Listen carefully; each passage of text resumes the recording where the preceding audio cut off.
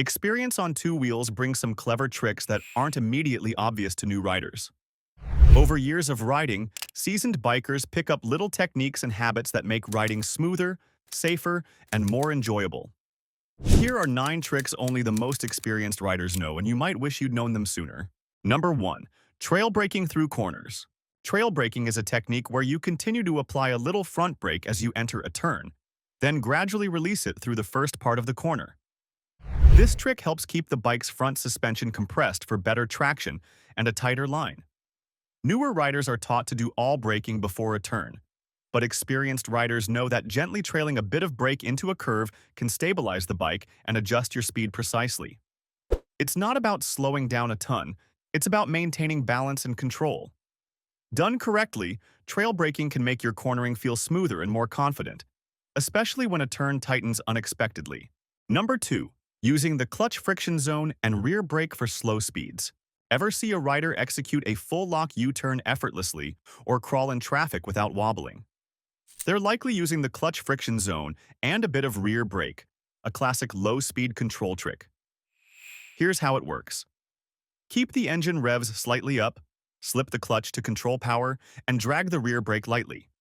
This combination stabilizes the bike by putting tension in the drivetrain. It lets you go as slow as walking pace while remaining balanced and in control. Beginners often either coast with the clutch fully in or try to idle through, leading to jerky wobbles. The friction zone plus rear brake trick is something experienced riders use instinctively during tight maneuvers, like U-turns, parking, or inching through stop-and-go traffic.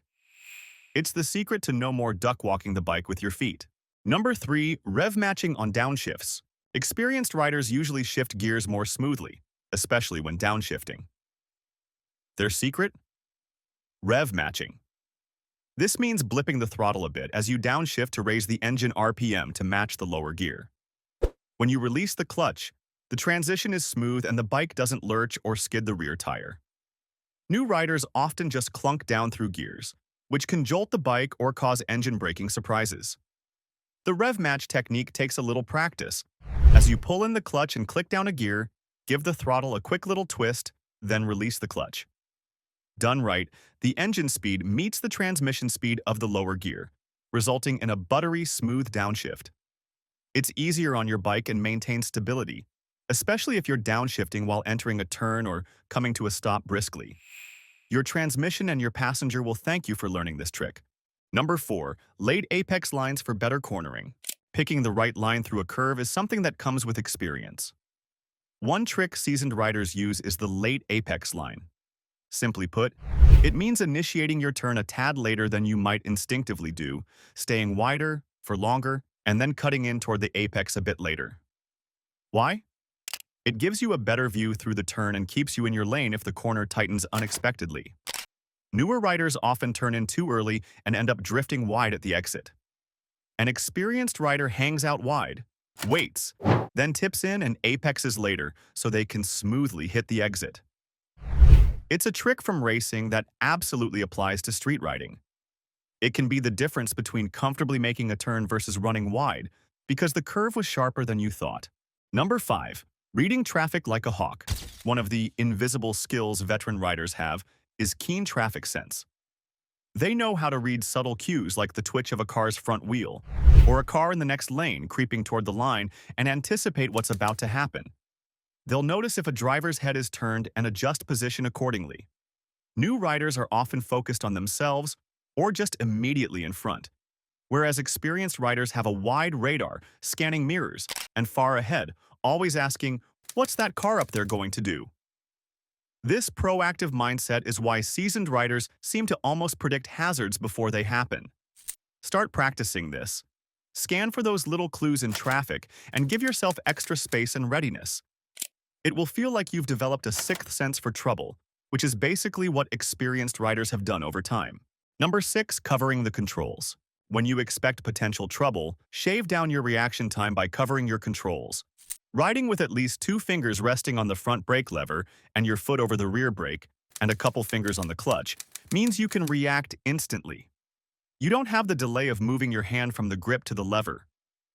Newer riders often ride with a full grip at all times, but experienced riders will cover their brakes when they sense a hazard. This trick has prevented countless close calls from becoming collisions.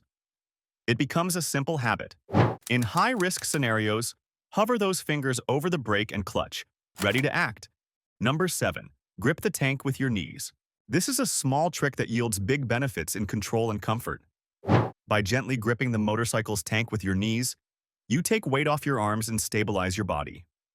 Experienced riders do this almost unconsciously, especially during braking or at higher speeds.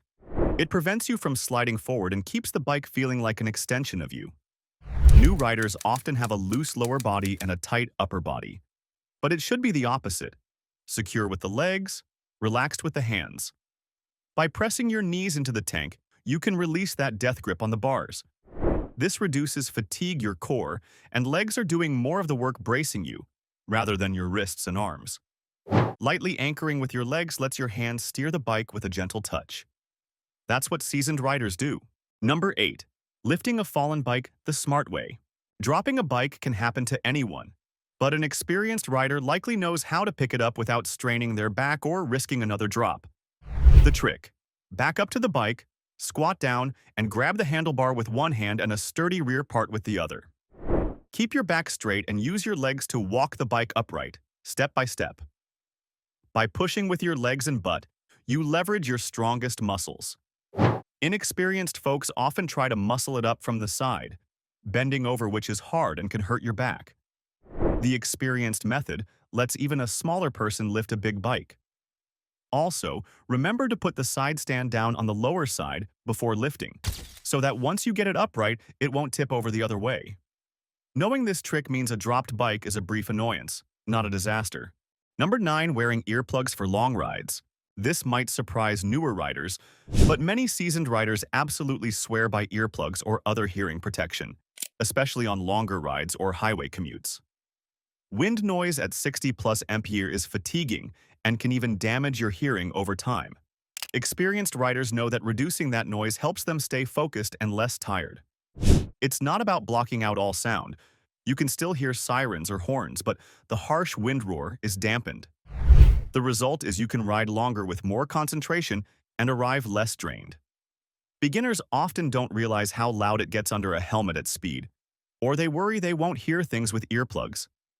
A small investment in foam or filtered earplugs can make a huge difference in comfort. Once you try it, you might wonder how you rode all those highway miles without them. Number 10. Using lane position as communication. Experienced riders don't just use lane position for visibility. They use it to communicate.